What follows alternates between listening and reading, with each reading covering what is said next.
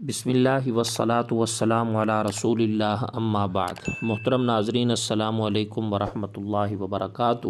میرا نام ہے محمد اشفاق اور آپ کی سماعتوں کے نظر آپ صلی اللہ علیہ وسلم کی زندگی مبارکہ کا ایک واقعہ کہ آپ صلی اللہ علیہ وسلم کے گھر گوشت پتھر کا ٹکڑا کیوں بنا، یہ واقعہ آپ کی سماعتوں کے نظر اس ویڈیو کلپ کی وساطت سے کیا جائے گا۔ وما توفیقی الا باللہ۔ لیکن میرے محترم ناظرین، تمہیداً یہ بات آپ اپنے ذہن کے اندر بٹھا لیجئے کہ دین اسلام کے اندر مسلمانوں کو جہاں پر حقوق اللہ کی تعلیم دی گئی، ان کی ادائیگی کا اہتمام کرنے کا حکم دیا گیا، وہیں پر مسلمانوں کو انسانیت کے حقوق کی بھی تعلیم دی گئی۔ اب آئیے اس واقعہ کی طرف۔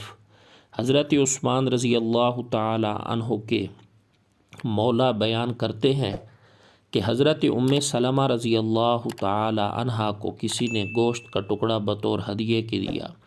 حضرت سلمہ کہتی ہیں کہ نبی کریم صلی اللہ علیہ وسلم کو گوشت بہت زیادہ مرغوب ہے، تو انہوں نے اپنی خادمہ کو حکم دیا کہ یہ گوشت جا کر سنبھال کر رکھ دیں کہ آپ صلی اللہ علیہ وسلم تشریف لائیں تو شاید آپ علیہ السلام یہ تناول فرمائیں۔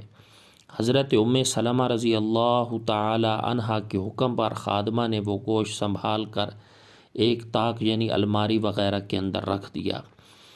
اس کے بعد حضرت سلمہ کہتی ہیں ایک سائل آیا دروازے پر اور اس نے کہا تصدقوا، صدقہ کرو۔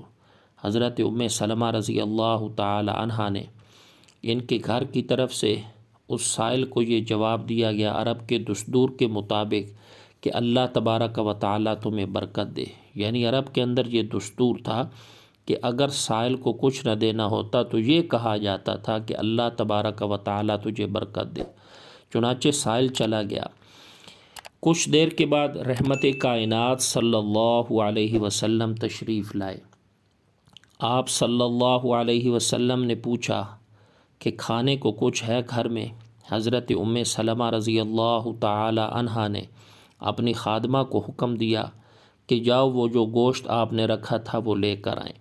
حضرت سلمہ کے حکم پر جب وہ خادمہ گئیں، دیکھا کہ وہاں پر تو گوشت نام کی کوئی چیز نہیں ہے بلکہ ایک پتھر کا ٹکڑا پڑا ہے۔ حضرت سلمہ رضی اللہ تعالی عنہا نے رحمت کائنات صلی اللہ علیہ وسلم کو پھر سارے واقعہ سے آگاہ فرمایا، تو رحمت کائنات صلی اللہ علیہ وسلم نے ارشاد فرمایا کہ وہ گوشت پتھر کا ٹکڑا بن گیا ہے، اور اس لیے پتھر کا ٹکڑا بن گیا ہے کہ تم نے سائل کو صدقہ دینے سے انکار کیا تھا۔